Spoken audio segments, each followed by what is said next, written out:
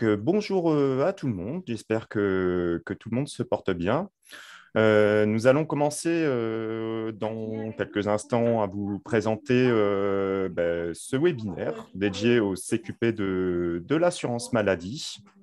Nous attendons environ, alors normalement on avait une petite centaine de participants, nous sommes là actuellement à quasiment 70.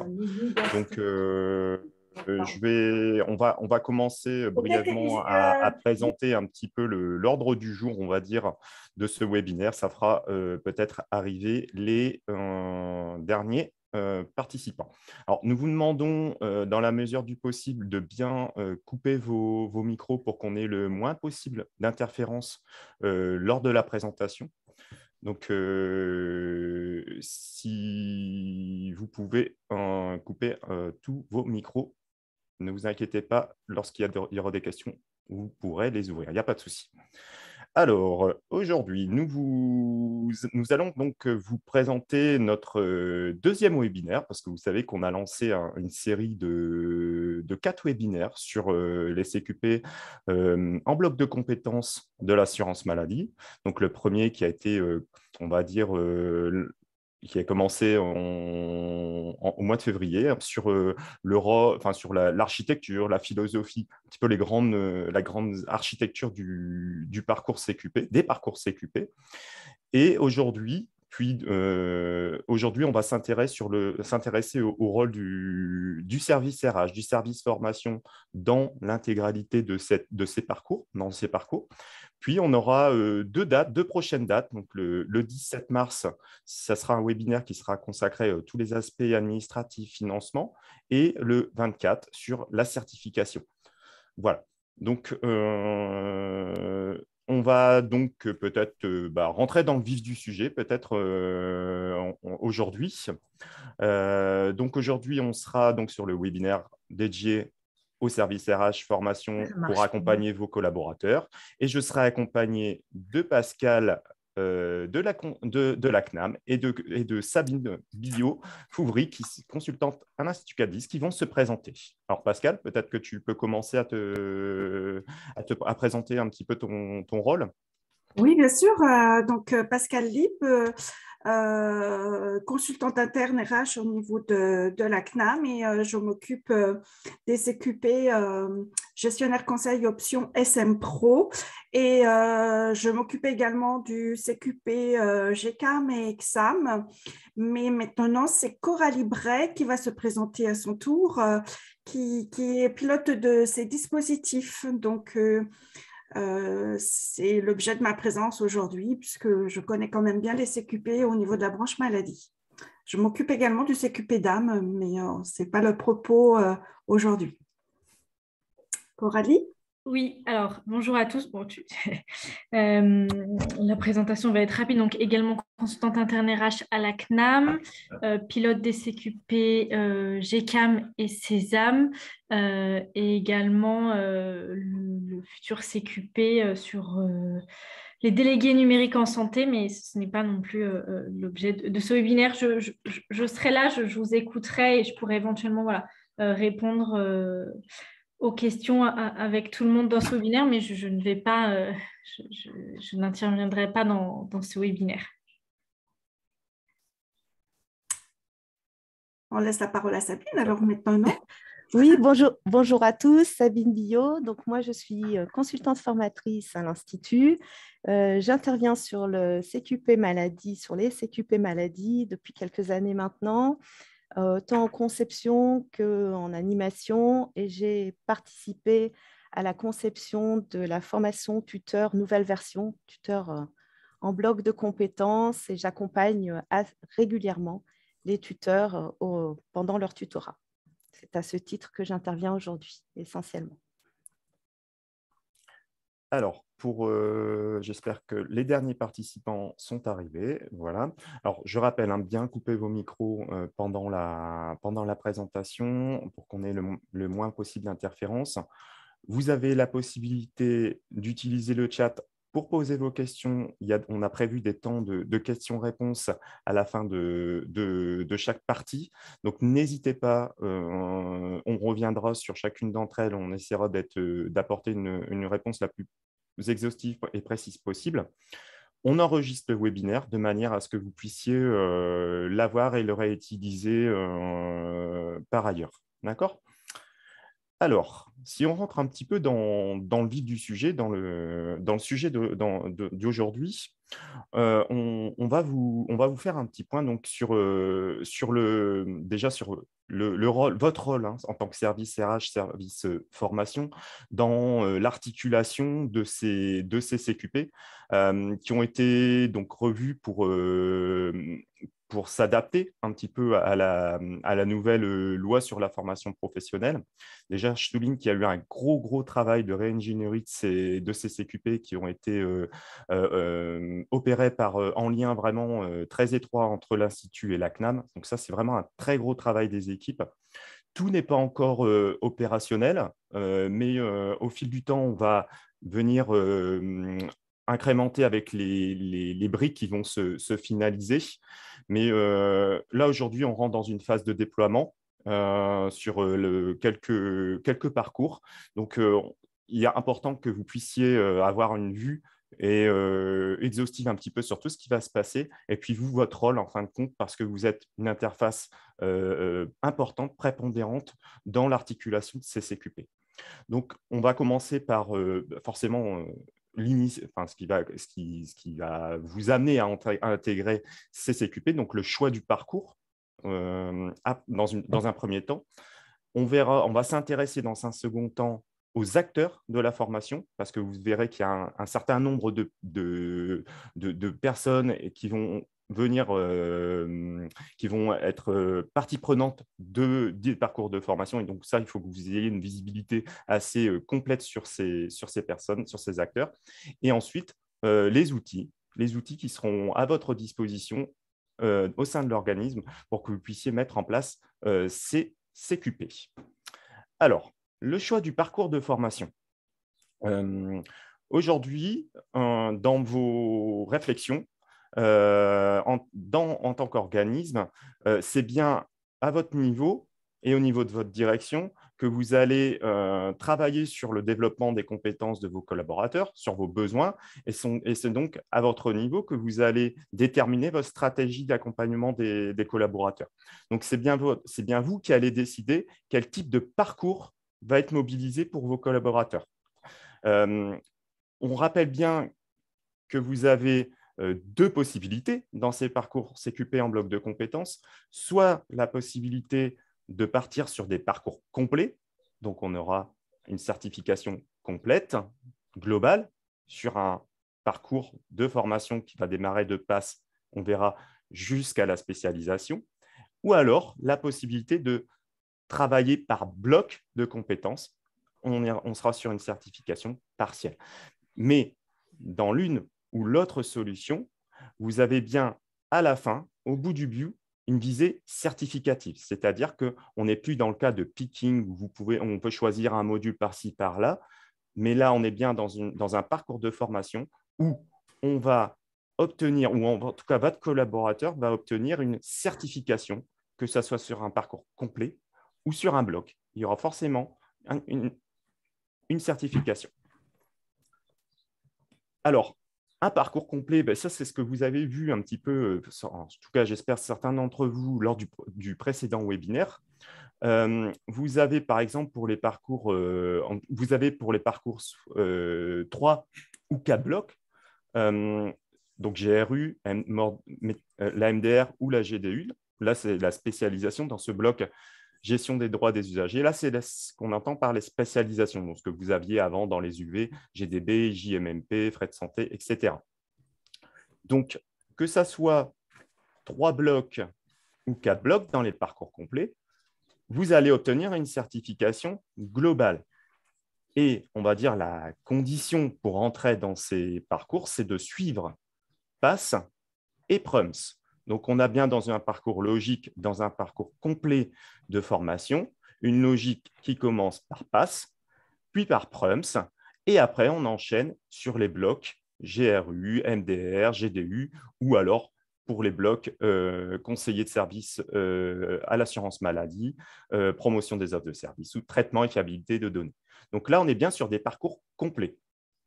D'accord ?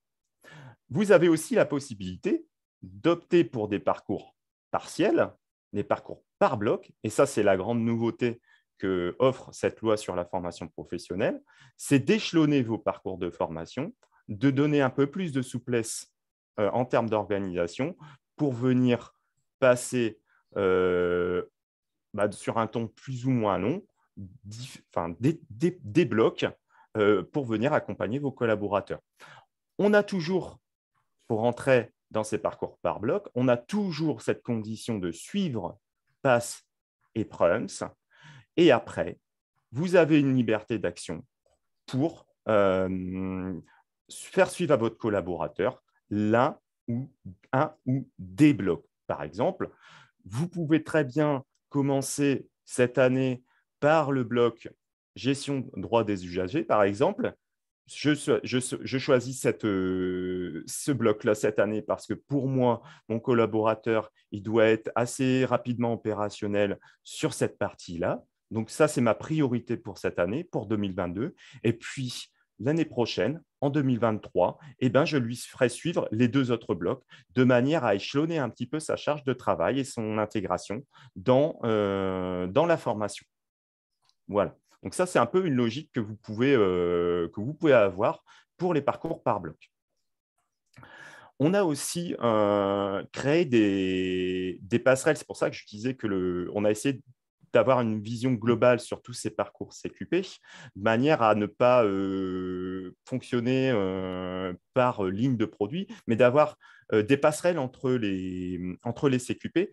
Par exemple, mon collaborateur, si cette année ou l'année prochaine, il suit le parcours CQP Sésame et que dans 1 an, 2 ans ou 3 ans, on souhaite le professionnaliser sur une activité, sur un processus métier en particulier, on lui fait suivre le parcours GDU du CQP, sur le parcours gestion des droits des usagers, et on n'est pas obligé de lui faire suivre l'intégralité des autres modules.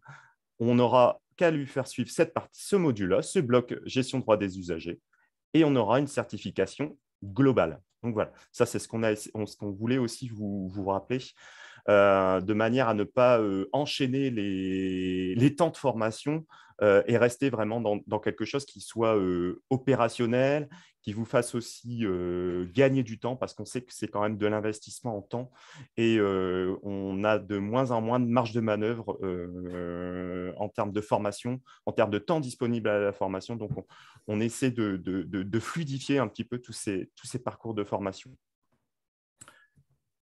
Donc voilà, ça c'était un petit peu l'optique de cette partie, c'était de vous représenter un petit peu le cadre de fonctionnement dans ces parcours de formation.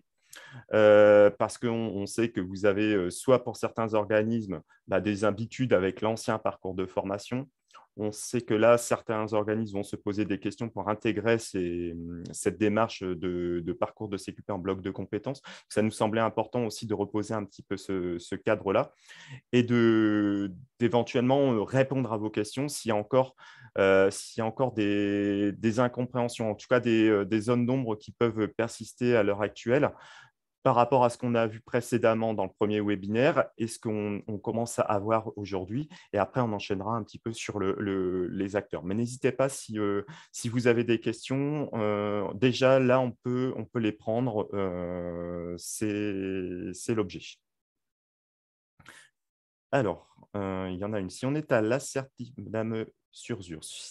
certification sur plusieurs années, par exemple, comment gérer le tutorat? Alors, je pense que ça, c'est une question qu'on va avoir un petit peu après sur le rôle du tuteur. De toute façon, vous allez être obligé pour un stagiaire, qu'il soit sur un bloc de compétences, sur une partie bloc de compétences ou sur un parcours complet, de mobiliser un tuteur. Mais ça c'est quelque chose qu'on verra après. Mais je laisse éventuellement Pascal intervenir sur cette partie-là. Oui, bien sûr, il n'y a pas de souci. De toute façon, pour passer chaque bloc, le bloc que vous allez choisir, en fait, par exemple, si on prend le bloc GRU, il va falloir donc désigner le tuteur parce que quoi qu'il en soit, pour aller à la certification, le tuteur avec le manager, on le verra après dans les outils, devra compléter donc un carnet de suivi. Donc, quoi qu'il en soit, votre tuteur, il est désigné du début de la formation à la certification, du fait que votre tuteur doit suivre et évaluer son stagiaire, le stagiaire pendant tout le parcours de formation du bloc. Donc, après, on en reparlera peut-être plus tard par rapport à la prime, mais c'est vrai que si vous passez des blocs, on va dire un bloc par an, je vous conseillerais de rémunérer le tuteur à la fin de chaque bloc pour éviter tout problème. Donc, moi, c'est ce que je ferais. Je désignerai un tuteur pour le bloc et je lui donnerai donc la prime quand le bloc sera terminé. De toute façon, sur Oui, le tuteur, le rôle du tuteur, hein, sur oui, tout ça, on va revenir on vraiment reviendra, spécifiquement c'est un fait, oui, là-dessus. Hein. Là, vraiment, si vous avez des questions un petit peu sur l'organisation, sur le choix des parcours, s'il y a des choses qui sont peut-être pas encore assez claires, ou alors est-ce que vous n'hésitez pas. Mais sur le rôle sur le tuteur, on va vraiment s'appesantir sur cette question-là après. Je réponds rapidement. Donc, bien évidemment qu'on ne paye pas une prime de tutorat sur 2-3 ans. Hein. On ne paye la prime que sur le temps de formation du bloc.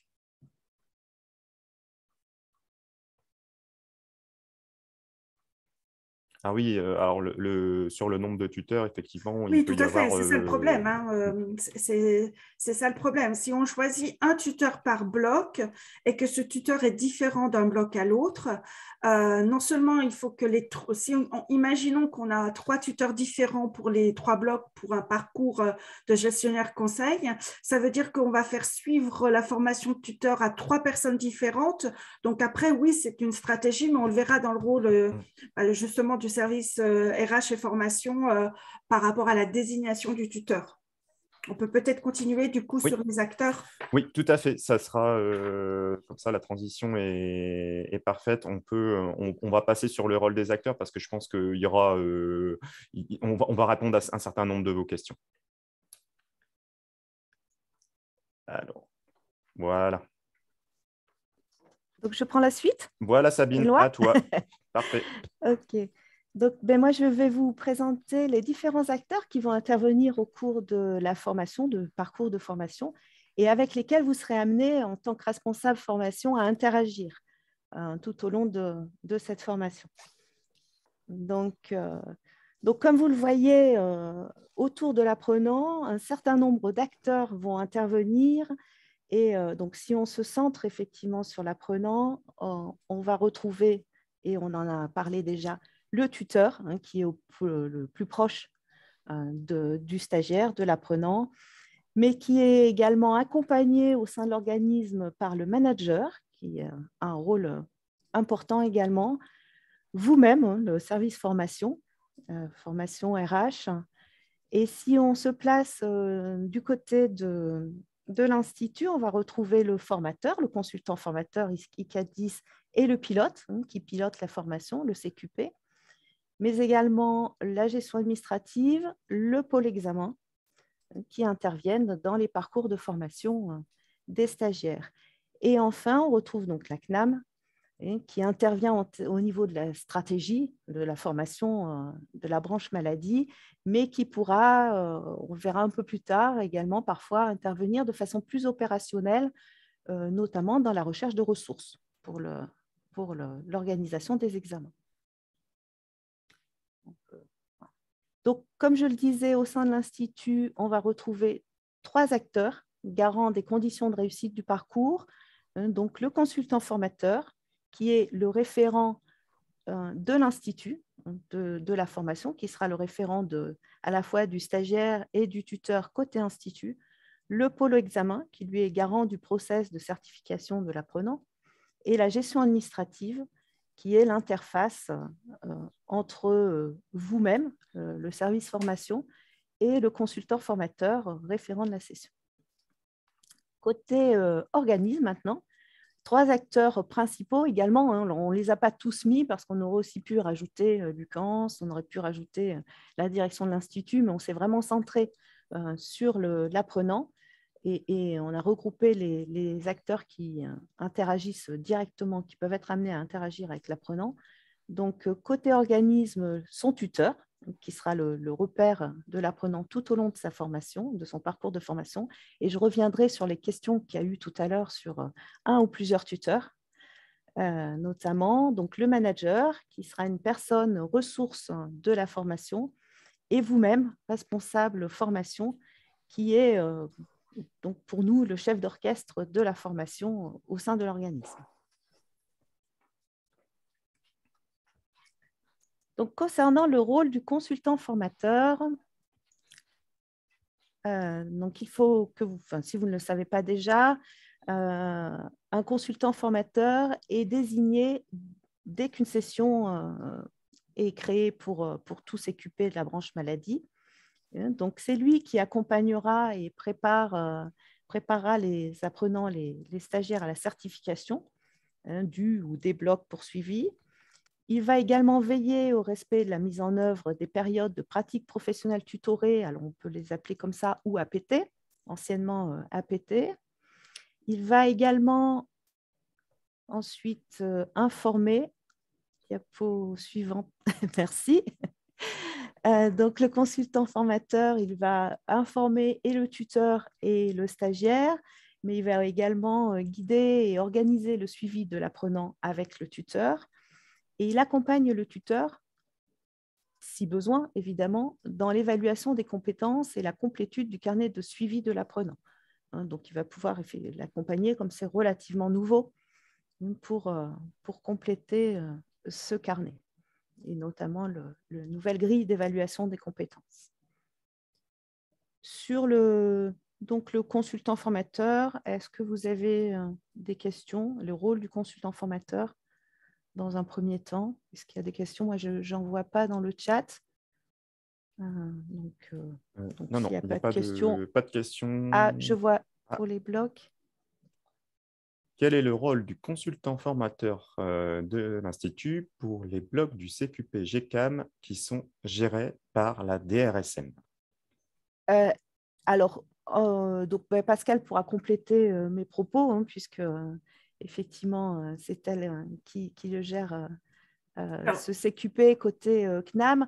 Après, moi, je peux répondre notamment par rapport au tuteur. Hein. Pour autant, le consultant formateur reste toujours le référent au sein de l'Institut et il peut répondre à toute question et accompagner le tuteur en cas de besoin.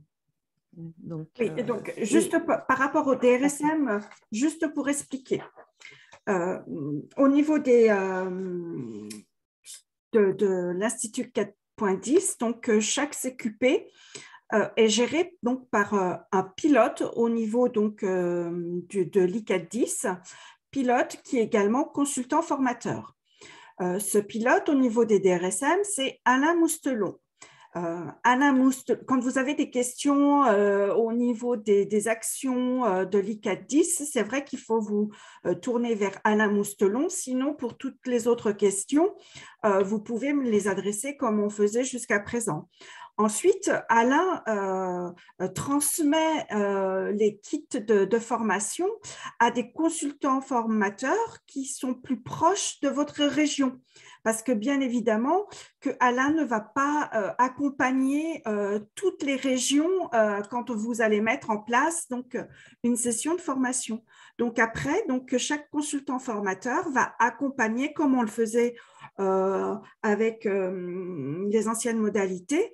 Le consultant formateur, il était là pour mettre en place la GRC, l'UVGRC et tout ce qui était relatif à la préparation des examens. Il organisait les examens. Donc là, on va être au-delà de ces missions, puisque le consultant formateur, donc proche de votre région, va aussi mettre en place le module, le bloc GRU et toutes les préparations donc aux épreuves de certification et surtout accompagner le tuteur, puisque là, on est vraiment dans une évaluation des compétences, chose qu'il n'avait pas forcément l'habitude de faire jusqu'à présent. Donc, il est là dans le cadre de cet accompagnement également.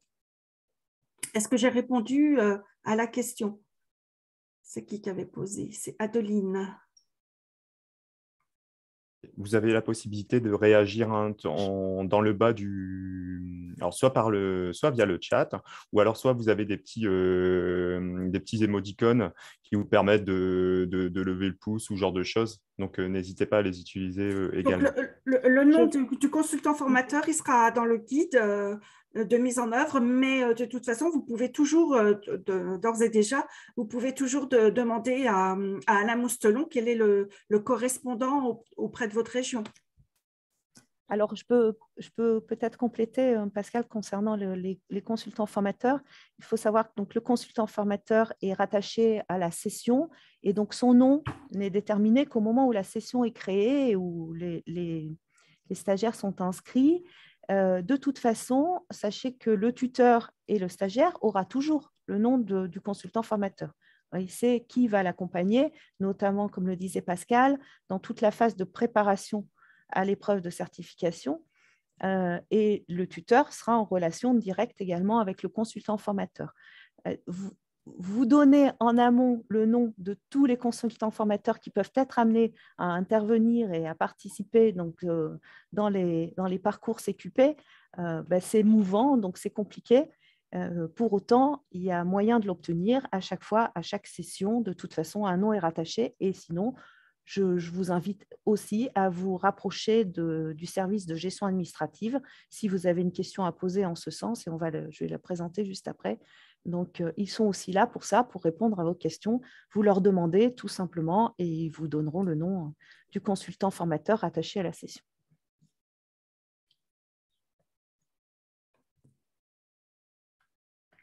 Donc oui, j'en parlais, ça fait une bonne transition avec la gestion administrative. Donc le rôle de l'AGA chez nous, vous avez affaire à eux régulièrement, même pas uniquement sur les CQP maladies.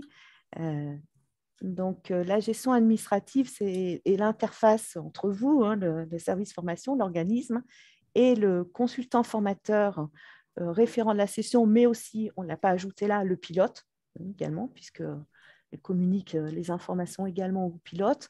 Donc, dans les grandes lignes, la gestion administrative convoque l'apprenant, évidemment, à la session de formation, vous communique le planning de formation, informe le consultant formateur d'une éventuelle, le cas échéant, de difficultés, d'absence ou d'événements qui pourraient intervenir dans le parcours de formation de l'apprenant, et informe donc le consultant formateur, mais aussi son tuteur, son manager, si besoin.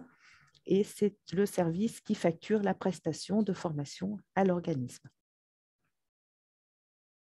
Est-ce que...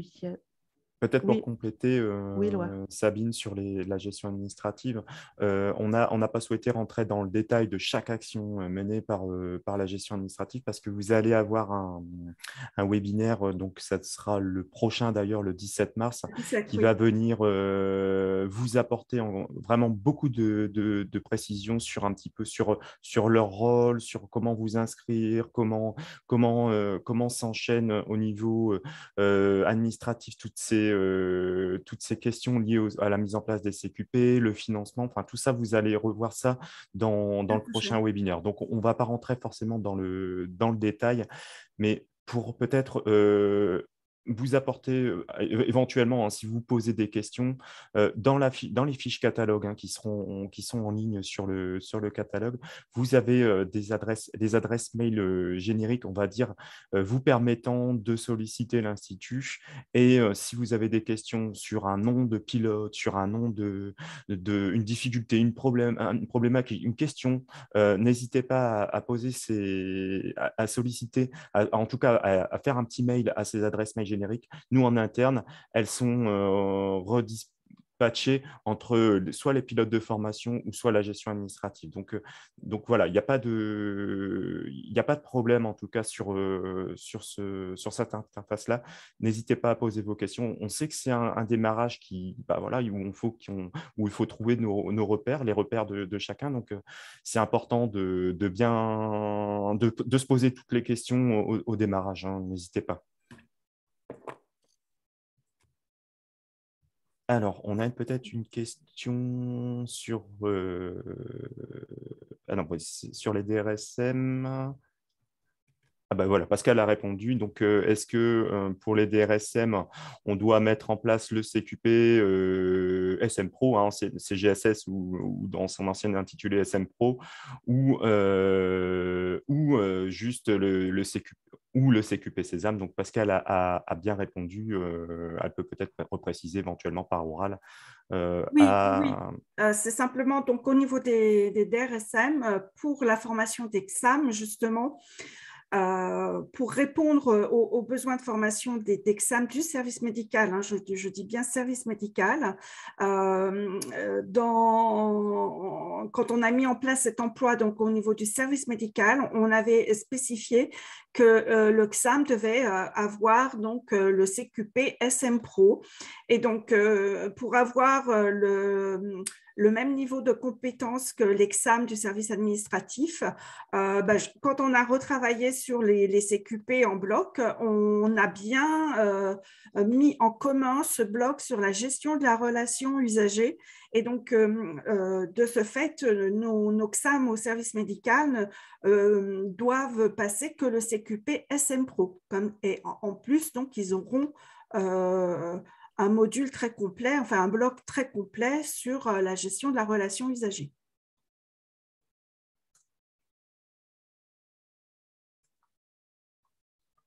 Pardon, excusez-moi, je reprends la suite. Donc, sur le pôle examen, en présentation, le rôle du pôle examen. Donc, le pôle examen intervient dès que l'apprenant est engagé dans une épreuve de certification. Comme Éloi vous l'a présenté au début du webinaire, donc on est toujours dans une visée certificative, hein, là, dans nos CQP en bloc de compétences.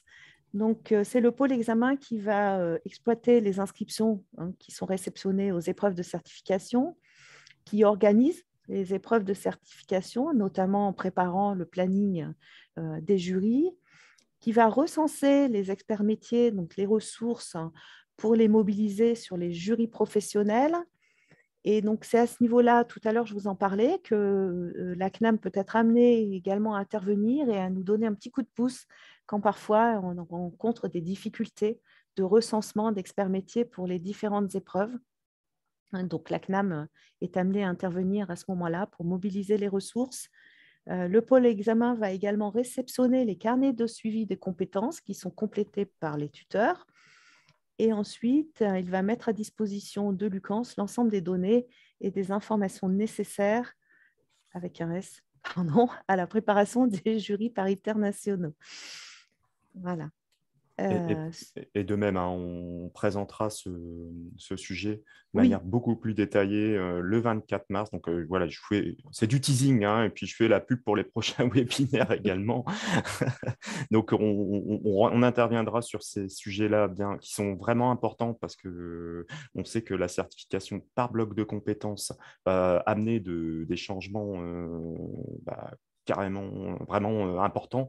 Donc voilà, on a prévu un temps vraiment particulier sur ce sujet-là et on reviendra de manière plus détaillée. Donc aujourd'hui, sur la gestion administrative et sur la certification, voilà, c'est vraiment les grandes lignes.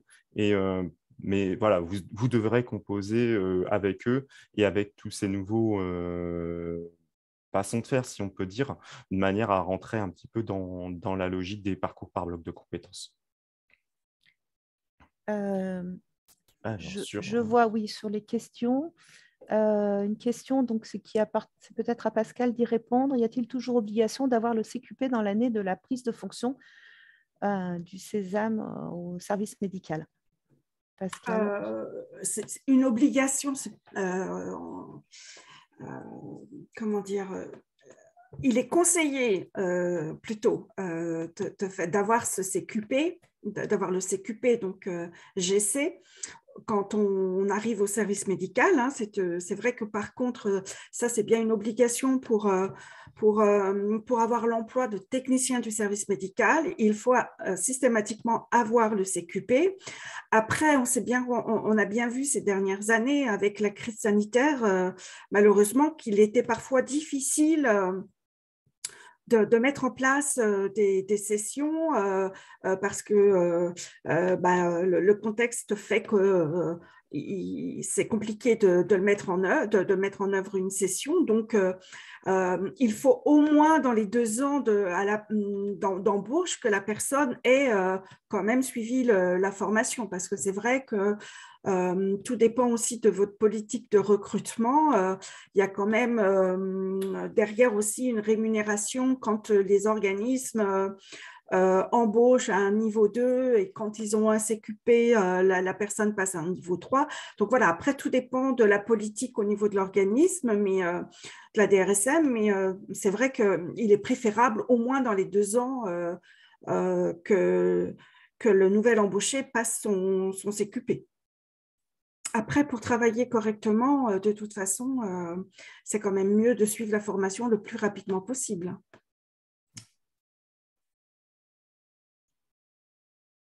Je reprends la parole, oui. Oui. Alors, il y a peut-être il y avait une question sur voilà. une remarque sur l'annuaire. Alors, promis, je n'étais pas au courant que ça avait pu être promis. Je ne sais pas si c'est à nous d'y répondre, hein, qui fait quoi, gère les secteurs. Comme je vous le disais tout à l'heure, et Éloi peut-être pourra compléter, comme l'Institut, comme toute entreprise, bouge, vit, évolue, et créer un annuaire qui peut-être sera obsolète au bout de 3 mois parce que effectivement les personnes au sein de l'Institut bougent comme partout. On pourrait le faire, mais je ne suis pas sûre que ça soit très aidant pour autant pour vous. Peut-être que le mieux, comme on le disait tout à l'heure, c'est de se rapprocher des différents services pour obtenir le nom, les coordonnées de l'interlocuteur que vous recherchez et qui est à même de répondre à votre problématique à l'instant T. Parce que, Éloi, Oui, j'ai pas. Enfin, c'est vrai que je bonjour passe. Nadine, hein, parce que je salue particulièrement étant donné que je la connais bien et qu'elle est pas très loin de chez moi. Oui, alors les adresses mail génériques, c'est peut-être pas forcément l'idéal, mais on avait aussi d'autres difficultés quand on fonctionnait avec des adresses mail individuelles. Donc, vous avez aussi connu les difficultés lorsqu'on avait des absences. Donc, en termes de continuité de service, ces adresses mail génériques nous permettent d'assurer une réponse, de vous assurer une réponse. Maintenant, je pense que au fil de l'eau, quand les parcours de formation vont rentrer un petit peu dans une vitesse de croisière, vous allez connaître vos interlocuteurs. Pascal, tout à l'heure, parlait d'Alain Moustelon. Il va chapeauter le parcours SM Pro et avec lui, il sera assisté d'un, 2 ou 3 consultants formateurs. Mais je veux dire, on ne va pas changer non plus tous les interlocuteurs tous les 6 mois. Donc, je pense que dès qu'on va se mettre dans l'opérationnalité, dans la mise en place des dispositifs, vous allez voir des interlocuteurs qui seront identifiés et les contacts pourront se faire plus facilement. C'est vrai que là, dans un premier temps, on vous oriente sur ces adresses mail génériques, mais voilà, attendez un petit peu que tout se mette bien en place et derrière, vous retrouverez vos interlocuteurs, vous en aurez peut-être de nouveaux, mais en tout cas, ils se stabiliseront au fil de l'eau. On avait aussi une question qui était intéressante concernant les blocs, est-ce qu'il y a un délai pour obtenir l'ensemble des autres blocs? Donc justement, c'est la philosophie aussi de la loi sur la formation professionnelle de 2018. Non, il n'y a pas de délai imparti. Hein. Donc après, il faut savoir tout de même que quand on inscrit un CQP donc au répertoire national de qualification professionnelle, au RNCP, il faut savoir que les CQP sont inscrits pour une période de 5 ans. Donc, ce qui veut dire que dans 5 ans, il peut y avoir des modifications quand on va représenter de nouveau un dossier de certification à France Compétences et quand il va être inscrit au RNCP. Il risque aussi d'y avoir des modifications au niveau des blocs, au niveau des formations. Donc, il ne faudrait pas que la personne perde le bénéfice d'un bloc, puisque quand on valide un bloc, on obtient donc un certificat de compétences professionnelles, un CCP. Donc, ça serait dommage que ce CCP obtenu ne rentre plus du tout dans le nouveau CQP au-delà des 5 ans. Donc, moi, je dis faites attention. La philosophie de la loi dit qu'il n'y a pas de délai pour passer les blocs, mais voilà, il y a quand même ce délai de 5 ans qui est là quand même. Je vais apporter une précision aussi à ce que disait Pascal, c'est que oui, il faut être vigilant par rapport à ce délai de 5 ans. Pour autant, le CCP est obtenu, quand on passe le bloc, est obtenu à vie. Il n'a pas de délai, hein, il n'a pas de limite dans le temps, en fait. Donc, c'est définitivement acquis. Mais effectivement, il y a toujours ce délai de 5 ans au bout de 5 ans. Donc, la qualification visée peut être révisée et donc évoluer. Donc, si on continue, s'il n'y a pas d'autres questions, alors, il y avait une autre question par rapport à PASS. C'est vrai que jusqu'à présent, on nous avait dit pas de délai, sauf si on s'inscrit dans un financement au titre de la Pro A qui impose une durée de 24 mois d'ailleurs. Oui, d'ailleurs, dans le cas où au moment de PASS, nous ne savons pas si la suite du CQP pourrait être suivie dans les 24 mois, comment devons-nous procéder? Donc oui, c'est en fait, tout dépend du dispositif, bien évidemment, mais du moment que l'on passe, si on désire faire des parcours, partiels, donc, vous ne pouvez pas vous inscrire dans un financement Pro A. Par contre, c'est vrai que si votre stagiaire, vous demandez un financement dans le cadre de la Pro A, vous êtes obligé de passer un parcours complet. Et donc, ce parcours complet, il doit se faire au maximum dans les 24 mois, tout à fait. Alors, mais on verra ça peut-être au moment du financement. Voilà, Adeline, n'hésitez pas à participer et poser vos questions au prochain webinaire. On sera typiquement sur ce genre de questions. C'est vrai qu'on a prévu ces questions de financement et ça va forcément poser des questions au niveau des différents parcours. Mais n'hésitez pas à vous positionner sur le prochain webinaire. Tout sera revu. Alors, Sabine, tu peux reprendre. Ouais, tu peux reprendre. Il y a des personnes qui doivent faire des saisies avant le 24. Avant le financement, c'est le 17. Hein. La certification, c'est le 24, oui. Alors, juste pour expliquer, en fait, vous pouvez tout à fait commencer votre Pro A à partir de PROMS, parce que c'est vrai que c'est ce qui me semble, on avait dit que c'était un prérequis PASS et PROMS, mais concernant la Pro A, je crois que vous pouvez également commencer votre avenant à partir de PROMS.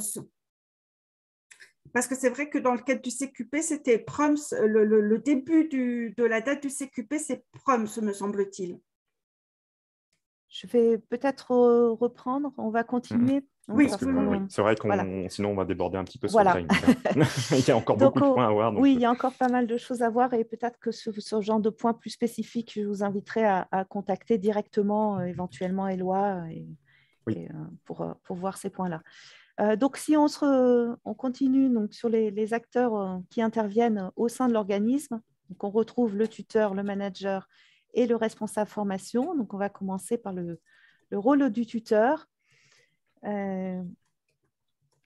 Donc, le tuteur, s'il ne l'était pas déjà, devient encore plus un acteur essentiel du parcours d'apprentissage de vos agents. Donc, pour cela, plusieurs outils et conditions pour la mise en œuvre, pour que le tutorat soit une réussite dans sa mise en œuvre.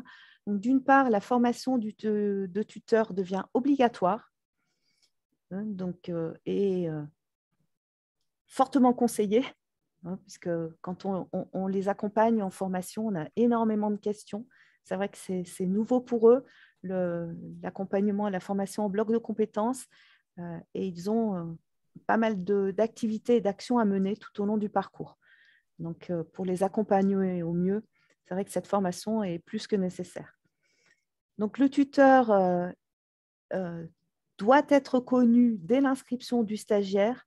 Ça aussi, c'est important puisque vous verrez dans la présentation un peu plus loin que le tuteur intervient même en amont de la formation. Donc, c'est important pour nous d'avoir le nom du tuteur. De toute façon, un tuteur est obligatoire dans la formation, dans le parcours de formation. Donc, plus tôt il est désigné, et mieux c'est pour tout le monde. C'est plus confortable et pour lui et pour le stagiaire également. Le tuteur va pouvoir bénéficier, je vous en ai parlé tout à l'heure, d'un accompagnement individuel par le responsable de la session de l'Institut. Donc, il y a un accompagnement renforcé qui est mis en œuvre dans le cadre des CQP en bloc de compétences. Et je vous présenterai tout à l'heure, il a un certain nombre d'outils à sa disposition, à la fois le guide qui reprend tout ce qui peut lui être utile dans sa mission de tutorat, une méthode d'évaluation des compétences et des grilles d'aide à l'observation. Donc, comme petit rappel sur les 4 grandes missions du tuteur, rapidement, c'est la diapo suivante, merci. Donc, que vous connaissez probablement déjà. Donc, le tuteur va à la fois accueillir, intégrer le stagiaire, donc dans sa formation, là, on parle vraiment, on est dans le cadre de la formation, organiser les activités au cours de la période de tutorat, accompagner et former le stagiaire sur le poste de travail et l'évaluer sur les compétences mises en œuvre sur le poste de travail. Donc, comme on le disait aussi tout à l'heure, donc le tuteur est le repère de l'apprenant tout au long de son parcours. Donc, c'est lui qui va construire et partager le planning des périodes de pratique professionnelle tutorée ou APT. Il va accompagner l'apprentissage dans les activités du métier, toujours en favorisant l'autonomie de son apprenant. Il va régulièrement faire le point avec donc, le stagiaire lui-même sur l'évolution dans ses apprentissages, mais également avec son manager et l'organisme de formation. Et donc, dans ce cas, le consultant formateur référent de la session.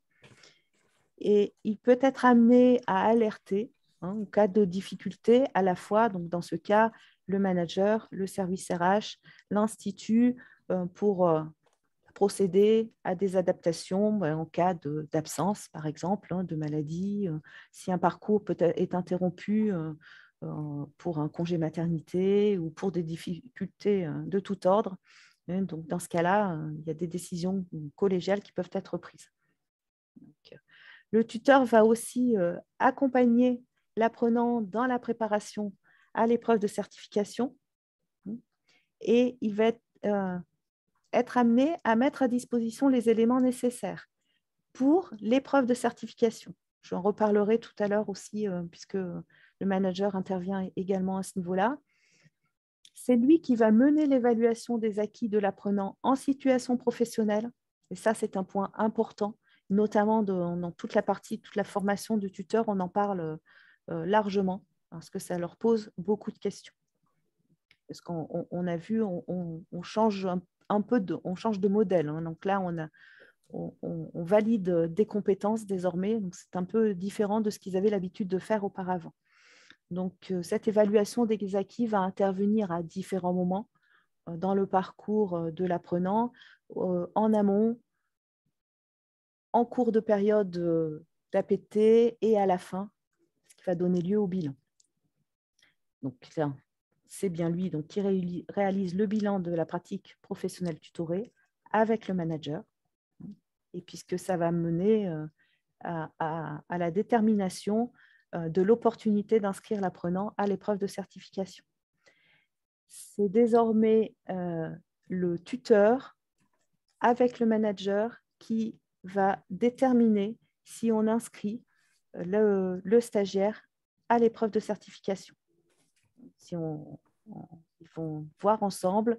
Moi, j'invite largement, quand j'accompagne les tuteurs aussi, à réaliser ce bilan avec l'apprenant, bien entendu, hein, puisqu'il est quand même au centre, c'est lui qui est au centre de la formation, c'est lui, on parle vraiment de sa formation, et à ce moment-là, si l'accompagnement est bien mené depuis le début, il y a rarement des surprises.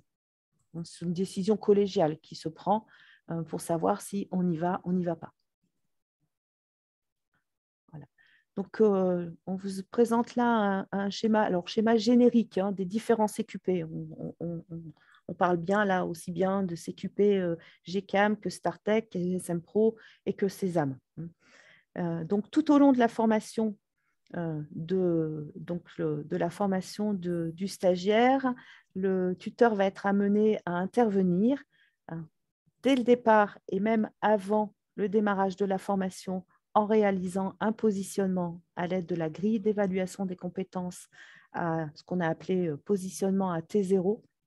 Ce positionnement se réalise en amont, dans les 30 jours qui précèdent la formation sur poste de travail. Hein. Donc là, on parle bien de la période de formation, la période de pratique professionnelle tutorée ou d'APT. Un positionnement intermédiaire en cours de parcours. On essaie de le mettre à peu près au milieu, c'est l'idéal, hein, mais après, en fonction des impératifs, ça pourrait être... il y a une tolérance à ce niveau-là, et un positionnement final qui donnera lieu au bilan et à la décision d'inscrire le stagiaire à l'épreuve de certification. Et tout au long de cette formation, de ce parcours, le stagiaire va à la fois suivre une partie de la formation, alors en présentiel, on en parle de moins en moins, mais des regroupements, des formations en synchrone, présentiel ou à distance, des activités d'auto-formation et la formation sur poste de travail sur laquelle intervient davantage le tuteur, bien entendu, puisque c'est sur à ce moment-là vraiment qu'il va accompagner le stagiaire sur le poste de travail. Pour autant, le tuteur reste le référent dans l'organisme du stagiaire tout au long de la formation, même quand il va partir éventuellement en présentiel, même quand il sera en auto-formation, le tuteur peut être amené à intervenir pour répondre à des questions si le stagiaire se trouve en difficulté. Donc, je vais donc apporter une précision. On n'a pas les questions-réponses. Je vais y répondre quand même parce que je pense qu'il doit y en avoir.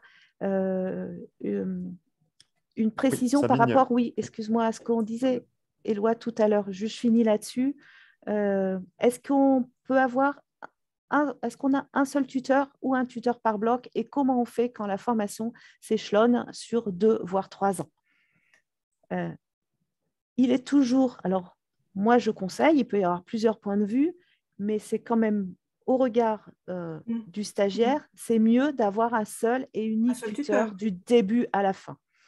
Parce que, comme je viens de le présenter, c'est quand même le référent. C'est lui qui va être au courant de tout ce qui peut se passer au cours de la formation. C'est lui qui va, donc le tuteur qui est désigné au départ, c'est lui qui va organiser les activités sur poste de travail. Donc, c'est mieux que ce soit une seule et unique personne pour tous les blocs. Pour autant, si on peut pas, si le tuteur s'en va, si ça change, s'il y a quoi que ce soit qui intervient, on désigne un autre tuteur. Mais dans la mesure du possible, c'est quand même mieux que ce soit le même jusqu'au bout. Parce qu'il va réaliser, vous l'avez vu sur le schéma tout à l'heure, le tuteur va réaliser le positionnement à partir de la grille de compétences à T0, donc en amont, mais c'est aussi lui qui va aller jusqu'au bilan. Donc, c'est bien que ce soit une seule personne qui puisse accompagner l'apprenant du début à la fin. Voilà. Mais je suis bien consciente que ce ne sera peut-être pas toujours possible. Effectivement, après, il y a des aléas dans les parcours de formation, mais d'un point de vue suivi de l'apprenant, c'est vrai que c'est mieux que ce soit une seule personne. Et ça rejoint plusieurs questions donc, qui se sont posées sur justement le rôle du tuteur, sur la formation de tuteur. Est-ce que c'est une nouvelle formation, Sabine, cette formation de tuteur? Et est-ce qu'un tuteur qui a été éventuellement, qui a suivi une formation antérieure de tutorat, hein, peut accompagner un stagiaire dans le cadre de ces CQP en bloc de compétences sans suivre la nouvelle formation? Ça va être compliqué. Ouais. Ça va être compliqué. Vous l'avez bien vu, les grandes missions de tuteur, et moi je l'explique souvent aux tuteurs en formation, si on reste d'un point de vue générique, sur les grandes missions de tuteur, il n'y a rien qui ressemble plus à un tuteur qu'un autre tuteur. On peut être tuteur dans tous les domaines. Oui, pour autant, les fondamentaux, on va dire. Les fondamentaux, voilà, oui, tout à fait. Pour autant, dans cette formation, donc la nouvelle formation qui est mise en œuvre actuellement, qui est déployée actuellement, on aborde très largement le CQP en bloc de compétences, les contenus, les outils, l'évaluation, qui pose beaucoup de questions. Donc, je ne pense pas que ce soit trop possible. C'est bien la raison pour laquelle il a été décidé de la rendre obligatoire, parce que, à mon sens, un tuteur qui partirait, qui mènerait un tutorat aujourd'hui sans avoir suivi la formation va se trouver en grande difficulté. Et donc, là, je vais parler de mon expérience personnelle. Un tuteur en difficulté se tourne vers qui? Vers le consultant formateur de l'Institut 410, qui est référent de la session. Et là, dans ce cas-là, on s'est trouvé déjà auparavant, même sans parler des CQP en bloc de compétences. Moi, j'ai connu des situations un peu compliquées avec les tuteurs qui se trouvaient en difficulté pour mener le tutorat, pour mettre en place les activités. Et dans ce cas, on fait une formation accélérée. Ce n'est pas du tout souhaitable. Donc, aujourd'hui, non. Je pense que ce serait vraiment compliqué. Après, on avait comme question, est-ce que le tuteur peut être le N+1? Moi, je ne suis pas favorable. Je sais que dans certains organismes, ça se fait, mais je trouve que c'est quand même des missions. Enfin, bon, manager, c'est un emploi, c'est quand même différent. Donc, je pense qu'il vaut mieux que le tuteur soit différent du manager. Mais voilà, il y a des CQP où le tuteur est le manager. Alors, je vous rejoins, Pascal. Oui. Pour moi, le tuteur n'est pas le manager. La posture n'est pas la même. Le libellé de la formation, en fait, la formation de tuteur en bloc de compétences, c'est une formation de 3 jours. Hein, donc, je suis allée regarder tout à l'heure sur le site de l'IC410. Je ne me rappelle plus l'intitulé, mais je crois que du moment qu'on met tuteur, on a formation, je crois que c'est la branche maladie, tuteur, CQP. Vous l'aurez dans le support. J'ai mis, on a fait à la fin, il y a une petite copie écran sur la formation justement de tuteur. Donc, vous l'aurez, vous l'avez dans le support à la fin, ne vous inquiétez pas. Alors, oui, pardon, Pascal. Est-ce qu'un tuteur peut être un référent technique? Oui, bien évidemment. À partir du niveau 4, c'est tout à fait possible. Avant le niveau 4, c'est un petit peu compliqué parce qu'on n'est pas dans la fiche de poste. Transmettre ses compétences arrive vraiment à partir d'un niveau 4. Hein. Donc, référent technique, oui, bien sûr, il peut être tuteur. Oui, le tuteur est avant tout une personne du métier. Donc, oui, voilà, il faut vraiment que ce soit quelqu'un qui connaisse le métier pour pouvoir accompagner au mieux le stagiaire. Alors, mesdames, il y a une question également sur le temps dévolu au tuteur, on va dire, estimatif peut-être, j'en sais rien, vous allez nous éclairer là-dessus, dévoué à ces missions d'accompagnement. Est-ce qu'on a un peu une ordre de grandeur du temps que ça peut occasionner pour un tuteur d'accompagner un stagiaire sur ces Ça fonctions? demande du temps, c'est un Le fait. temps a été estimé, oui. Donc, ce temps a été estimé dans le cadre, alors, je vais vous donner l'exemple, parce qu'on ne l'a pas fait sur tous les CQP.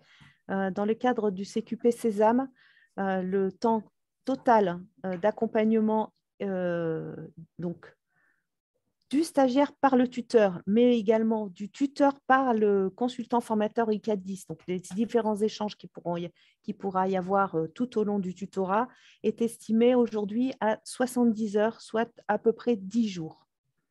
Ça peut paraître beaucoup, n'oubliez pas que ce sont 10 jours qui vont s'échelonner sur toute la durée du tutorat.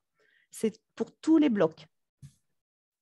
Donc, 10 jours sur, je pense que la durée la plus courte, ça va être 6-8 mois, jusqu'à si la certification se fait en certification partielle, bloc par bloc, on peut parler parfois évidemment aussi de 2 ans, 3 ans peut-être. On va dire, on va rester sur 2 ans. Donc, c'est une estimation, bien entendu. Tout comme quand on prépare un parcours d'APT ou de pratique professionnelle tutorée, en fonction du niveau de compétence de l'apprenant à T0, donc avant de commencer la formation, eh bien, on peut avoir, ce sont toujours des durées estimatives. On peut estimer 10 jours et pour certains apprenants, il en faudra 8, pour d'autres, il en faudra 12. Donc, on est sur des moyennes. Mais donc, on l'a estimé aujourd'hui à environ 10 jours pour répondre à cette question. Donc, oui, ça prend du temps. Oui, ça va prendre du temps. Et là, on va voir sur le rôle du manager que ça fait partie aussi du rôle du manager d'accorder ce temps. Donc, j'en parlais, donc le rôle du manager. Le manager est une personne ressource incontournable, vraiment, de la période de pratique professionnelle tutorée. C'est lui qui va donner les moyens nécessaires au bon déroulement de la période de tutorat. Et ben donc, j'en parlais justement, parmi ces moyens, ça va être aussi d'accorder du temps au tuteur. Désormais, il ne peut plus y avoir de CQP, de parcours de formation sans tutorat, sans accompagnement, et notamment sur toute la période sur poste de travail. Et le tuteur, c'est quand même lui qui évalue au bout. Donc, ce rôle est vraiment important. Donc, il va accompagner le tuteur dans le choix des mises en situation d'apprentissage. Oui, il peut donc, en cas de besoin, l'accompagner sur la progressivité des apprentissages. Il permet la mise à disposition des dossiers nécessaires pour l'apprentissage et l'épreuve de certification. Donc, j'en ai parlé tout à l'heure dans le rôle du tuteur. C'est aussi un rôle qui est dévolu au manager de mettre à disposition. Et ça, vous le verrez dans le détail des épreuves un peu plus tard. Et le tuteur sera aussi au fait de ce qui est attendu à ce niveau-là. Pour préparer l'épreuve de certification qui désormais se déroule en organisme sur poste de travail, il va falloir préparer des dossiers, éventuellement des corbeilles dédiées. Et donc ça, c'est aussi le rôle de manager de mettre à disposition ces dossiers. Le manager va aussi aider à lever d'éventuelles difficultés, notamment quand il va falloir arbitrer par rapport à la production. Il échange régulièrement avec le tuteur sur son activité de tutorat. Il va arbitrer si nécessaire, j'en ai parlé tout à l'heure, en allégeant la charge de travail du tuteur. J'en ai parlé aussi, il participe au bilan de la période de pratique professionnelle tutorée et à la décision de présenter l'apprenant à la certification. Donc, au cours du bilan, c'est une décision collégiale entre le tuteur, le manager et, je le conseille, l'apprenant également. Et il va informer le service RH du bon déroulement de la période de pratique professionnelle tutorée ou la période d'APT. Le tuteur, ça peut être aussi le manager, pardon, mais ça peut être aussi le tuteur. Là, on voit vraiment que tuteur et manager travaillent de concert, doivent travailler de concert pour que la formation se déroule dans les meilleures conditions. Donc, des questions par rapport au rôle du manager? Donner des pistes pour motiver et pour avoir des tuteurs. À donner des pistes pour avoir. Et oui, pour que les personnes se portent volontaires pour être tuteurs. Donc, les pistes, c'est quand même.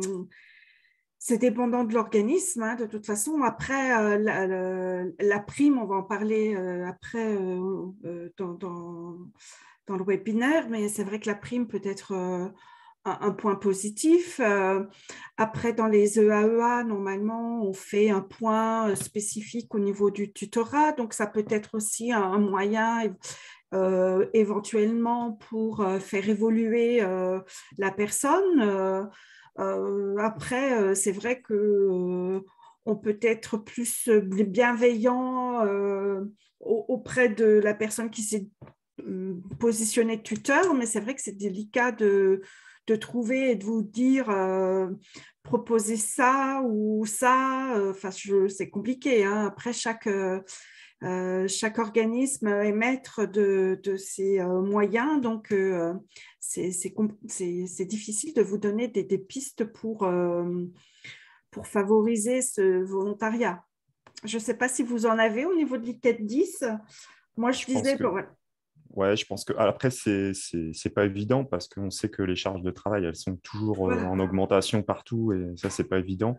Après, c'est peut-être très simplement d'être au clair sur ce qu'est un tuteur éventuellement. Ça peut être une petite communication sur le rôle, peut-être et valoriser en valorisant un petit peu ça, mais par le diffuser. Enfin, en tout cas, essayer de communiquer sur ce rôle-là au niveau interne. Je pense qu'en termes de communication, de valorisation de ces missions-là, ça peut déjà être, déjà être un axe de travail, hein. On sait que ce n'est pas évident. On a estimé à 10 ou 11 jours, mais c'est peut-être plus.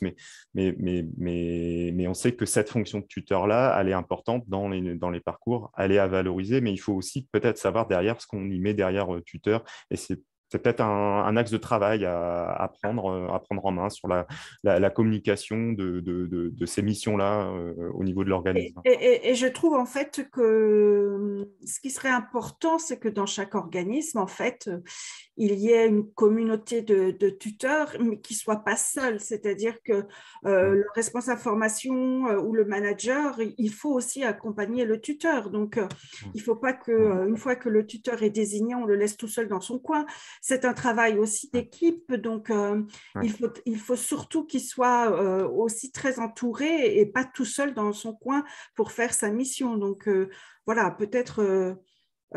proposer un accompagnement et être présent au niveau donc, de ce tutorat. Oui, j'ajouterais que donc, moi, quand j'ai les tuteurs en formation, je valorise vraiment ce rôle parce que pour eux, c'est quand même un plus, je pense. C'est quelque chose de nouveau, enfin, pour ceux qui ne l'ont jamais fait, de différent. Pour autant, pour les motiver, et parce que c'est quand même ce que j'entends quand même régulièrement, ils sont très volontaires, les tuteurs. Ça, je peux dire que quand on les a en formation, ils sont pour la plupart ravis d'être là, ils ont choisi d'être tuteurs, ils ont envie de le faire, mais ce qu'il leur faut, c'est des moyens, c'est qu'on leur donne les moyens de le faire. Et je sais que ce que je dis, ce n'est pas facile spécialement à entendre, mais dans les moyens, le principal, c'est le temps. C'est leur donner le temps de mener correctement leur mission de tutorat. Et donc, dans la mesure du possible, quand ils ont le temps de le faire, ils sont vraiment volontaires. Et si le tutorat peut se passer dans de bonnes conditions, des volontaires, je pense que vous en trouverez. Mais aujourd'hui, bien souvent, c'est ce qu'on entend, c'est dire, moi, je suis tuteur, mais on me laisse pas le temps de le faire. Et donc, finalement... pourquoi y aller? Parce que c'est une charge supplémentaire. Donc, voilà, je vous partage ce que j'entends, si ça peut... Et ça fait parfaitement la transition sur le rôle du service formation au niveau des organismes. Je pense que là, vous allez peut-être y trouver quelques axes de réponse, en tout cas. Alors, Pascal, tu prends la suite Oui, sur je prends le reste relais. du service formation? Super, merci beaucoup. Donc, le service RH et le service formation, donc c'est bien le chef d'orchestre, je dirais, oui, de la formation, du parcours de formation dans le cadre du CQP. Donc, quel est le rôle du service RH dans le parcours de formation de l'apprenant? Donc, il organise la formation en accompagnant donc le stagiaire tout au long de sa formation, donc sur le plan administratif, hein, parce que c'est vrai que avec l'I410, il y a pas mal d'administratifs à faire, notamment par rapport aux conventions, pour avoir les convocations, les déplacements quand il y a des déplacements. Donc, tout ça s'organise et c'est vrai qu'il faut accompagner donc, ce stagiaire. Ensuite, il doit s'assurer que les conditions matérielles de la formation et de l'épreuve de certification soient réunies. Donc, au niveau accès informatique aux applicatifs métiers, donc surtout avoir, on le verra au moment de la certification le 24 mars, mais c'est vrai que quand on doit mettre en place les épreuves de certification, il faut s'assurer absolument que le stagiaire il ait bien une connexion filaire et qu'en aucun cas une épreuve de certification à son domicile, c'est pas possible. Hein. Il faut absolument que le stagiaire soit sur son site d'affectation au moment de l'épreuve. Donc favoriser aussi tout l'accès et indiquer donc des moments au niveau de la plage des plateformes de formation. Il faut s'assurer aussi que dans le cadre des épreuves de certification, que les dossiers ont bien été sélectionnés, que tout est prêt donc, au niveau des différentes corbeilles pour les épreuves de certification. Le service RH formation, il est aussi là pour informer donc, l'encadrement donc, au niveau des objectifs de formation et de la notion de tuteur.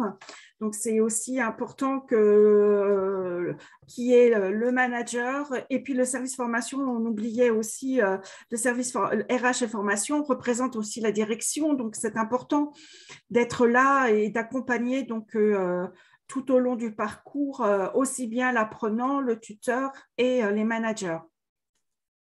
Ensuite, donc, le service formation, il est aussi l'interface avec l'I410. Et donc, quand il y a des problèmes, des problèmes, des difficultés au niveau de l'organisme, au niveau des applications tutorées, il faut faire le lien avec l'I410 et donc le consultant formateur. Et donc, il est garant donc de la mise en œuvre de la formation dans l'organisme, notamment pour tout ce qui est temps de préparation, d'auto-formation, des applications tutorées. Et donc, c'est lui aussi qui inscrit au niveau, qui inscrit le stagiaire aux épreuves de certification. Et on a oublié, en regardant également les questions, bien évidemment, il faut, alors ce n'est pas avec l'interface avec l'I410, mais il faut systématiquement faire une demande de prise en charge auprès donc, de notre organisme collecteur, auprès d'Uniformation, avant le début de la formation. Pour avoir une prise en charge dans le cadre de la PROA, par exemple, il faut systématiquement faire toutes les démarches avant le début de la formation. Ensuite, donc, le service formation et le service RH surtout, on est là aussi pour accompagner les tuteurs dans le cadre également de la désignation donc, du tuteur. Donc, qu'est-ce que c'est qu'un tuteur idéal? C'est vrai que normalement, la personne doit être volontaire, c'est important. Il faut que ce soit comme un professionnel qui exerce donc le métier, qui a quand même une très grande expertise. C'est mieux quand il n'est pas le manager, hein, c'est ce qu'on a dit. Hein, c'est quand même, je trouve que c'est quand même plus judicieux que ce ne soit pas le manager. Il doit être aussi dans la bienveillance, hein, parce qu'un tuteur, il n'est pas dans l'agressivité, il est là, il doit avoir des compétences aussi pour transmettre son expérience dans le domaine où il est expert, hein, mais il est aussi, je dirais que c'est pas qu'il est, il est là aussi pour coordonner les acteurs, voilà, je cherchais mon mot. Il est là aussi pour coordonner les acteurs au niveau de l'organisme, parce qu'un tuteur, il a peut-être pas toutes les compétences, parce que quand on regarde les 3 blocs pour un gestionnaire conseil, le tuteur, il n'a peut-être pas toutes les compétences pour évaluer tous les blocs et pour les applications tutorées. Donc, du coup, il doit faire appel à des acteurs dans l'organisme. Donc, c'est vrai qu'il est là aussi pour coordonner toutes ces applications tutorées.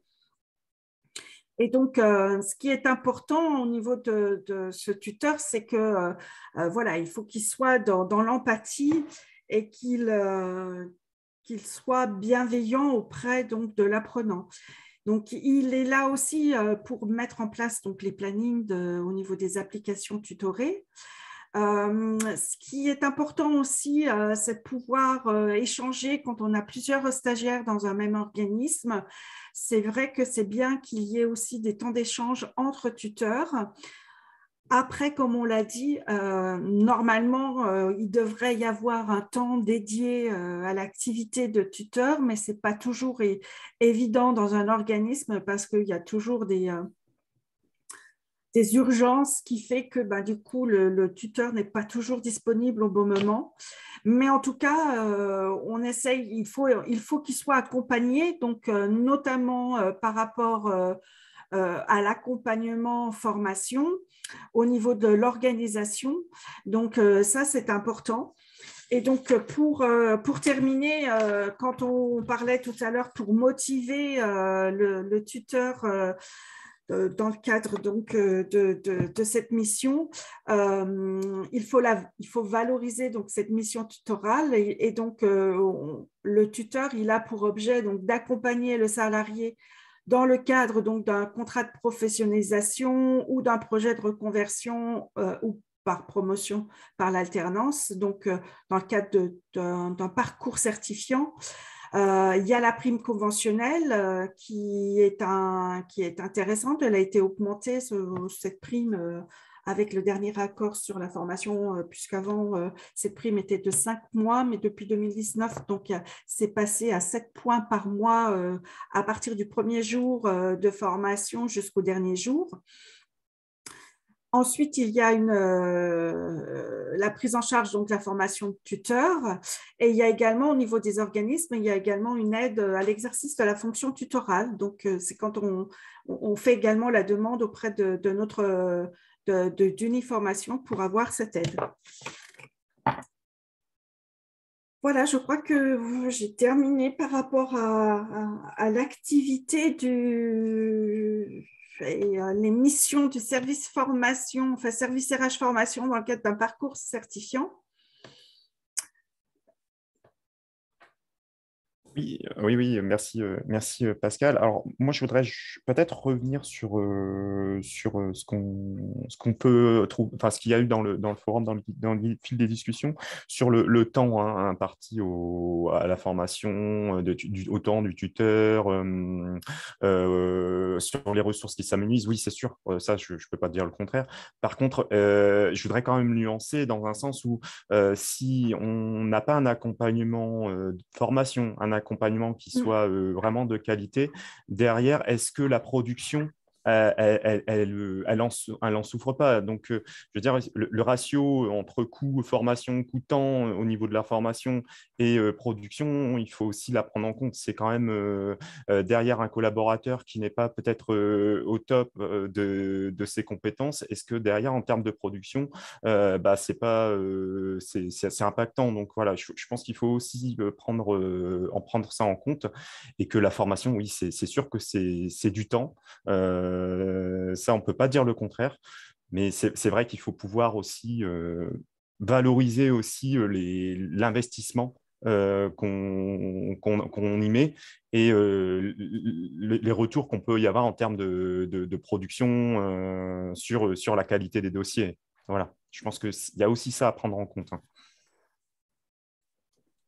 Après, sur les carnets de suivi, je pense que ça, on va le voir, après, donc il n'y a pas de souci. Est-ce qu'on a oublié une question sur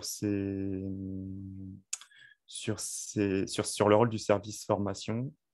Pascal, est-ce qu'il y a dans le tuteur idéal, parce qu'on peut dire qu'il y a un niveau prérequis de tuteur. Est-ce qu'un niveau 3 peut être, en gros, est-ce qu'un niveau 3 peut être tuteur? Est-ce que c'est vraiment dévolu au référent technique ou est-ce que c'est révolu à un niveau 4? Enfin, voilà, il y a peut-être quelques questions qui se cachent derrière tout ça, en fin de compte.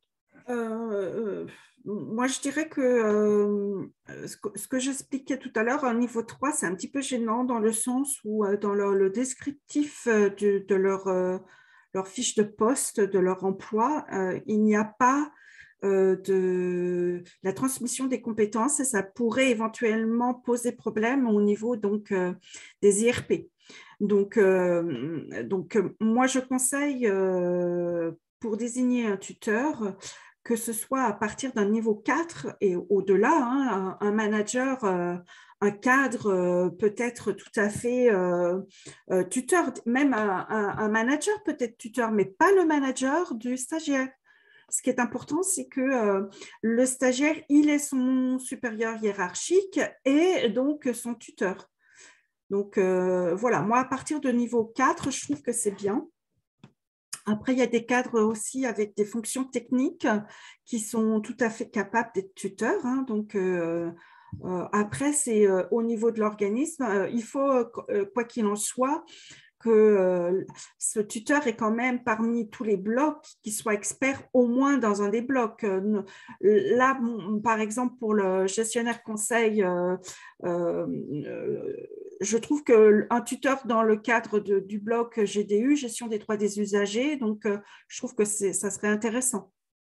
Après, pour AXAM, je trouve qu'un tuteur dans le cadre du bloc GRU, ça serait bien aussi. Quelqu'un qui soit expert dans la gestion de la relation client, ça serait bien. Mais après, voilà, tout dépend. S'il y a des gens qui ont déjà assuré un tutorat et que l'organisme est satisfait, bien évidemment, il faut reprendre ce tuteur avec donc la formation, puisque là, on est vraiment sur une autre évaluation. Justement, on va peut-être accélérer un petit peu parce que je vois l'heure tourner. Oui. On a complètement explosé le temps. Oui, et on arrive aux outils. C'est qu'il y a beaucoup de questions aussi. N'hésitez pas sur tout ce qui est inscription, financement, session, organisation des sessions. La semaine prochaine, vous aurez les clés, vos réponses. Vous aurez toutes les réponses. Je vous encourage à participer au prochain webinaire là-dessus, spécifiquement. Dédié. Alors, les outils. Oui, pardon, je reprends la parole, excuse-moi. Éloi. Donc, on va vous parler aujourd'hui de vous présenter le guide du tuteur, le carnet de suivi des compétences, les grilles d'évaluation, le portail et le logiciel d'inscription aux épreuves. On en parlera de nouvelles versions. Donc, j'ai vu passer un certain nombre de questions sur le guide du tuteur. Hein. Donc, le guide du tuteur regroupe toutes les informations pour mener à bien la mission de tuteur. Ce guide, il est remis au tuteur. Donc, il est remis au tuteur en amont de la formation au cours d'une classe virtuelle d'information qui a lieu à chaque nouvelle session. Donc, systématiquement, les tuteurs sont conviés à cette classe virtuelle au cours de laquelle on leur explique comment va se dérouler le parcours de formation de leurs stagiaires et au cours de laquelle on leur remet ce guide. Donc, il présente le parcours, le guide est présenté dans le parcours, donc ce qui sous-entend qu'il y a un guide différent par CQP. Il présente également les périodes de pratique professionnelle tutorées avec les différentes mises en situation à réaliser par bloc. il contient aussi le carnet de suivi des compétences et ses modalités de complétude. Enfin, il présente, pardon, et les modalités de complétude du carnet de suivi, à la fois sur les évaluations, le barème et la synthèse à réaliser. Il présente la mission de tutorat, les outils et les supports à disposition du tuteur et la façon dont va se dérouler l'accompagnement par le consultant formateur. En ce qui concerne le carnet de suivi des compétences, c'est un carnet qui est partagé entre l'apprenant et son tuteur. Ce carnet de suivi des compétences est le carnet du stagiaire, je précise. Il est partagé puisque c'est aussi dans ce carnet que le tuteur va être amené à évaluer, à reporter l'évaluation des compétences. Il accompagne l'apprenant donc dans l'acquisition des compétences tout au long de son parcours jusqu'à la certification. En fin de bloc, c'est une aide à la prise de décision pour le tuteur et le manager d'engager l'apprenant dans les épreuves certificatives. Et c'est la synthèse de ce carnet de suivi qui est remise au pôle examen de l'Institut qui le transmet ensuite, qui la transmet la synthèse au jury paritaire de certification. J'avais une question tout à l'heure, pardon Pascal, oui. je précise, puisqu'on avait une question que j'ai vu passer tout à l'heure. Que se passe-t-il si le tuteur et le manager décident de ne pas inscrire le stagiaire à l'épreuve de certification? Logiquement, ça peut se présenter. Si l'accompagnement a été mené par le tuteur et le suivi a été mené correctement, logiquement, on devrait arriver en fin de parcours. Tout est fait pour qu'en fin de parcours, le stagiaire soit prêt et puisse prêt à passer les épreuves. Il y a aussi un module de formation qui a été déployé pour les préparer, aux nouvelles modalités de cette certification, pour les aider à se présenter à ces épreuves. Pour autant, ça peut arriver. Aujourd'hui, des épreuves sont organisées régulièrement. Et bien dans ce cas, on prend le temps de revenir sur les points qui n'ont pas été acquis, sur les compétences non acquises, on les retravaille et on présente le stagiaire aux dates ultérieures à l'épreuve suivante. Donc, si ça devait se produire. Voilà, donc je réponds à la question que nous avions tout à l'heure. Juste ajouter, en fait, la synthèse est transmise au jury paritaire de certification quand il y a une non-validation. Donc, les synthèses ne sont pas transmises systématiquement au jury paritaire que quand il y a des difficultés, enfin, quand le CCP n'est pas obtenu. Est-ce que je suis claire ou pas?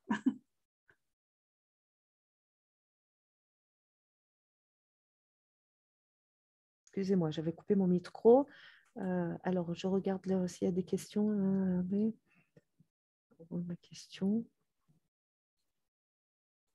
Être communiqué déjà aux organismes afin qu'on puisse avoir une connaissance exhaustive de ce qui est attendu. Il n'est pas prévu de remettre le guide du tuteur. Le guide du tuteur, par définition, a été conçu et fait pour le tuteur. Donc, c'est vrai qu'à aujourd'hui, on n'a pas prévu de les remettre au service formation. Il n'est remis pour l'instant qu'au tuteur. On continue peut-être sur le... Oui, on continue. La grille d'évaluation. La grille d'évaluation. Au niveau du jury donc, professionnel, quand le candidat va être donc, à la fin de sa formation, quand le tuteur et le manager ont validé le fait de se présenter donc, aux épreuves de certification. Donc, il y a un jury professionnel où il y a donc 2 personnes présentes. Il y a le président du jury et un expert métier du bloc évalué qui sont présents lors de cette évaluation. Et donc, pour les aider à évaluer, il y a des grilles d'évaluation des compétences qui ont été constituées et qui regroupent donc toutes les compétences à acquérir pour valider donc un bloc.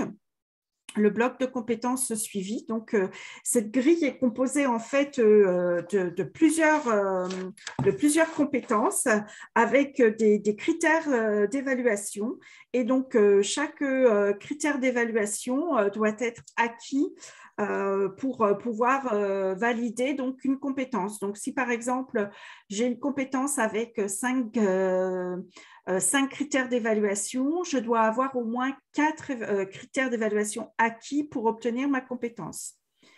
Donc, cette grille d'évaluation, elle guide voilà, le tuteur pendant le dispositif et surtout aussi donc, l'expert métier quand il va devoir évaluer. Il y a des exemples pour faciliter donc, des exemples opérationnels pour comprendre et évaluer donc, la compétence. Et donc, elle doit être complétée par le tuteur. C'est ce qu'on a expliqué tout à l'heure, à différents moments, donc au niveau du carnet de suivi, puisqu'il y a un moment à T0, il y a un moment intermédiaire et il y a un bilan, il y a le bilan final qui doit être réalisé. Voilà pour la grille d'évaluation donc, des compétences. Oui, je vais juste rapidement compléter que c'est assez nouveau pour les tuteurs, cette grille d'évaluation des compétences avec les différents critères à évaluer. Pour ça, dans chaque CQP, une grille d'aide à l'évaluation, une grille d'observation a été conçue pour accompagner les tuteurs. Donc, à partir de cette grille, dans ces grilles, on leur donne des exemples pour les aider à évaluer au mieux. Et cette évaluation est très largement abordée au cours de la formation tuteur. Donc, on leur explique comment, en prenant des exemples, on travaille sur certains critères, on prend des exemples et on les aide on les aide dans l'évaluation en leur expliquant comment observer, qu'est-ce qu'il faut observer, à quel moment pour remplir et évaluer tel ou tel critère. Voilà, je voulais juste apporter cette précision. Éloi. Oui, je prends la suite. Sur. Alors, je suis un peu embêté avec les 2 ou 3 questions qui ont été posées là sur le fil, notamment sur le guide tuteur. Peut-être qu'on pourra en échanger ensemble avec Pascal, Coralie, pour voir un petit peu ce qui est possible de faire, hein, parce que c'est vrai que. Alors, juste pour. oui, pardon. Ouais, je veux juste préciser que. Pour les DRSM, ils ont le guide du tuteur, hein, les services formation. Et donc, dans le dispositif SM Pro, on désigne également des responsables régionaux de projet. Donc, ils ont les éléments et ils ont les outils pour mieux comprendre comment et mettre en place surtout la formation, puisque la formation SM Pro est en partie internalisée. Pour la branche maladie, pas pour la branche maladie, pour les CQP GCAM, EXAM, dans la lettre réseau, on a quand même décrit la mission de tuteur. Donc, vous avez également des indications sur les compétences du tuteur. Mais c'est vrai que peut-être qu'on devrait réfléchir à proposer une fiche peut-être ou une lettre de mission pour le tuteur. Ça peut être envisagé éventuellement au niveau donc, du service administratif, au niveau de la branche maladie. Éventuellement, il faudrait qu'on en discute au niveau de la CNAM. Oui, j'allais ajouter, il faudrait voir aussi qu'on voit nous avec les pilotes donc de l'Institut, des pilotes des CQP, GCAM et Sésame. Oui, pourquoi pas partager ce guide. Pour autant, ce guide, aujourd'hui, il n'est pas n'est pas complètement stabilisé. Oui, oui, tout à fait. Comme on vous Oui. le disait en préambule, on avance en faisant un peu encore aujourd'hui sur la mise en œuvre des CQP en bloc de compétences. Et ça sera un guide qui ne sera jamais figé, puisqu'effectivement, il évoluera au fur et à mesure en fonction des différents retours qu'on aura. Donc, le partager à un certain moment, pourquoi pas, pour l'envoyer au service formation. Mais pour autant, il ne faudra pas qu'il reste figé et surtout qu'il s'informe régulièrement des mises à jour. C'est là où c'est compliqué. C'est que comme c'est quelque chose, c'est un guide qui sera évolutif, si on les partage à un instant T, peut-être que 6 mois plus tard, ce ne sera plus exactement le même. C'est la raison pour laquelle on le remet au tuteur à chaque début de session. Oui, oui, bien évidemment. En fait. Voilà. Mais on pourra, pourquoi pas, on pourra poser la question et en parler, en discuter. J'entends bien qu'au niveau des responsables formation, oui, c'est mieux pour eux qu'ils sachent, qu'ils en connaissent le contenu, qu'ils sachent les attendus, et notamment pour mobiliser des tuteurs et peut-être aller recruter, on va dire, des tuteurs. Oui, tout à fait. C'est important qu'ils sachent ce qu'il y a dedans et ce qu'on attend des tuteurs. Après, Coralie, c'est peut-être une réflexion au niveau de la CNAM à avoir pour proposer, par exemple, une lettre de mission pour un tuteur, pour le tuteur. Oui, c'est une bonne idée. Je pense que ça permettrait de cadrer les choses et que tous les organismes aient une même base sur ces éléments-là, bien sûr. Alors, je finis. Je finis très rapidement parce que vous commencez à connaître vos inscriptions. De toute façon, je l'ai déjà dit à plusieurs reprises, vous allez avoir un petit topo là-dessus. Vous faites vos inscriptions sur le portail de l'Institut CADIS. Comme ça, nous, on peut aussi voir un petit peu connaître vos besoins. Donc là-dessus, vous avez notre portail, vous avez une interface qui va suivre vos commandes. Je vous avais fait un petit imprimé écran sur la formation de tuteur spécifiquement. Je vous ai remis le lien dans le fiche de discussion donc, pour justement cette formation tuteur. Elle est sur le catalogue. N'hésitez pas à vous inscrire. Il reste encore des places.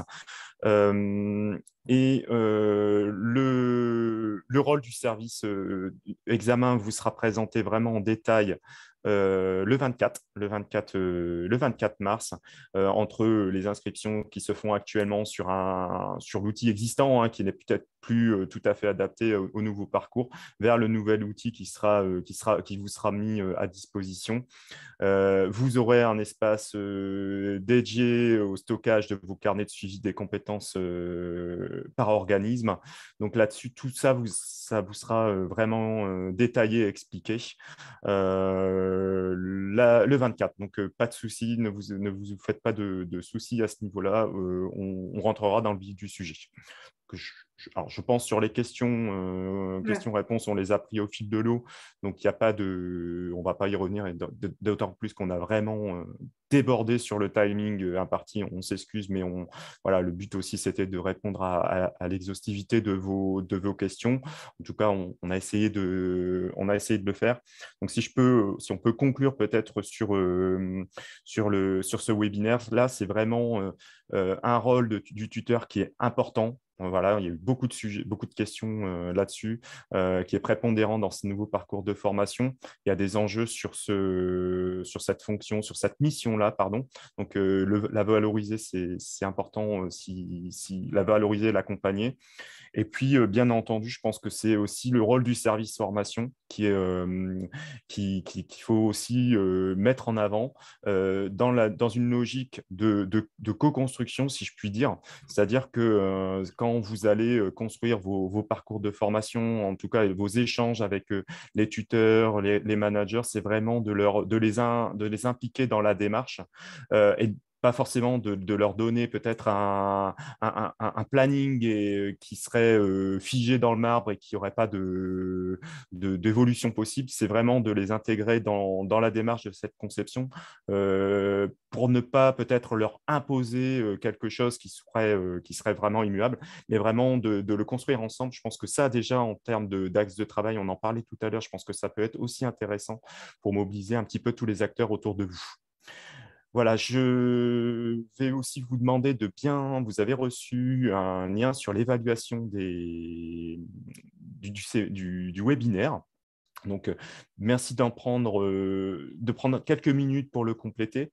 Vous avez aussi la possibilité d'émettre aussi vos questions à aborder pour les prochains. Et ça, je pense qu'on en a vu sur le financement, sur la certification, tout ça. Il y a quelques questions qu'on n'a pas pu forcément aborder dans le détail. Donc, n'hésitez pas à les détailler éventuellement. Comme ça, nous, on peut déjà en prendre connaissance avant et fixer notre propos aussi sur vos demandes. Je pense que ça pourrait être intéressant pour tout le monde. Voilà, merci beaucoup. On vous donne donc rendez-vous donc, le 17 mars pour le prochain webinaire. J'espère qu'on n'a pas été trop long, mais voilà, on a pris aussi le parti de pouvoir répondre à toutes vos questions. Donc, merci Sabine, merci Pascal, merci Coralie. Merci à tous. À tous ceux qui ont participé. Oui. Au revoir et bonne fin de journée. Merci, bonne fin de journée. Au revoir.